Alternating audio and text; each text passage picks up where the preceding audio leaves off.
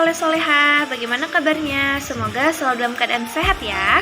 Hari ini di mata pelajaran IPA kita akan mempelajari tentang struktur dan fungsi jaringan pada daun.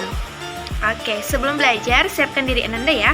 Siapkan alat tulisnya dan jangan lupa berdoa terlebih dahulu.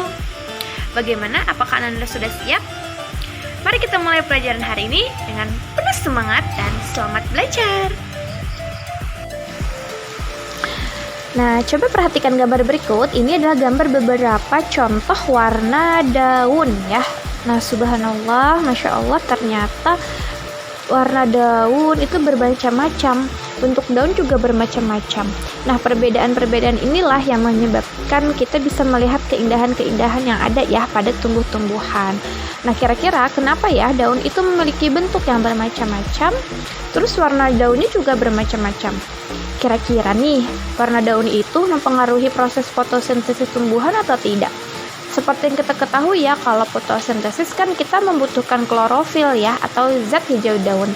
Jadi kalau warnanya itu tidak hijau, kira-kira berpengaruh atau tidak? Nah, untuk mengetahui itu semua, kita harus memahami dulu jaringan penyusun daun itu apa aja. Jadi nanti Ananda mampu untuk menjelaskan struktur dan fungsi jaringan penyusun daun dan juga mampu mengkomunikasikan hasil pengamatan nih apa aja yang ada pada jaringan daun ya. Mengkomunikasikannya nanti dalam bentuk gambar. Oke, kita masuk ke materi yaitu struktur bagian dalam atau anatomi dari daun. Daun itu tersusun atas epidermis. Ya, epidermisnya ada bagian atas, ada bagian bawah daun. Kalau bagian bawah itu dia punya celah-celahnya itu, ada lubang-lubangnya nih untuk atau yang kita sebut dengan stomata ya atau mulut daun. Terus ada jaringan tiang, ada juga jaringan bunga karang. Ya, kemudian ada jaringan pengangkutnya juga, ada jaringan lilin atau kutikula bagian atas ataupun bagian bawah. Nah, kita bahas satu-satu. Yang pertama untuk epidermis. Epidermis ini fungsinya untuk melindungi jaringan di dalam. Nah, kalau epidermis bawah tadi ada lubang atau celah-celahnya ya, atau yang disebut dengan stomata atau mulut daun. Di situ terjadi pertukaran gas Ananda. Jadi melalui lubang-lubang daun itulah terjadinya keluar masuk antara oksigen dengan karbon dioksida pada tumbuh-tumbuhan. Nah, setelah itu ada yang disebut dengan jaringan pengangkut. Nah, pengangkutnya juga ada xilem dan floem ya. Kalau pada daun ini fungsinya sama. Kalau xilem ini dia yang jaringan yang berasal dari akar tadi, habis menyerap zat dari akar sampai ke batang sampai ke daun. Jadi itu pembuluhnya disebut dengan xilem. Sedangkan floem ini dia membawa hasil fotosintesis. Nanti ini letaknya seperti ini ya kalau di dalam daun. Beda dengan batang dan akar. Nah, terus ada juga tempat terjadinya fotosintesis. Nah, di sini ada jaringan tiang dan jaringan bunga karang. Nah, di jaringan tiang inilah yang letaknya tadi ada kloroplasnya ya atau kantong-kantong dari klorofil.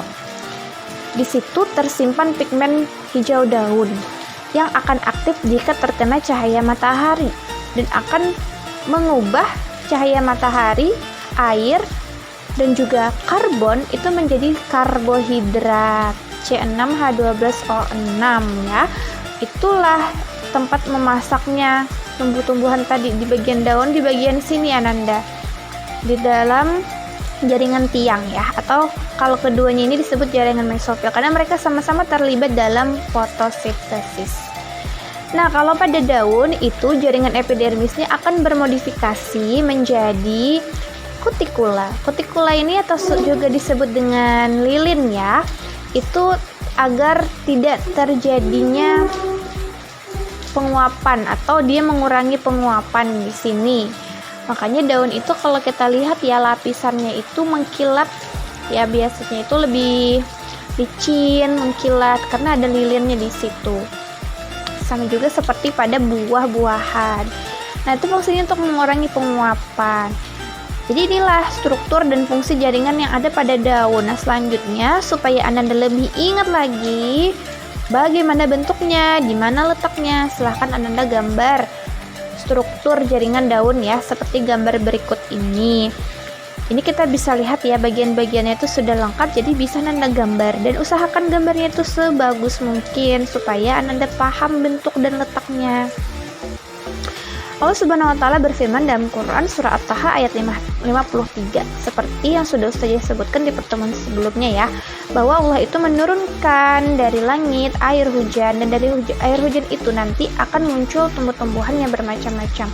Air hujan jatuh ke tanah, diserap oleh tumbuhan, diproses oleh tumbuhan menjadi organ-organnya untuk pembentukan akar, batang, daun.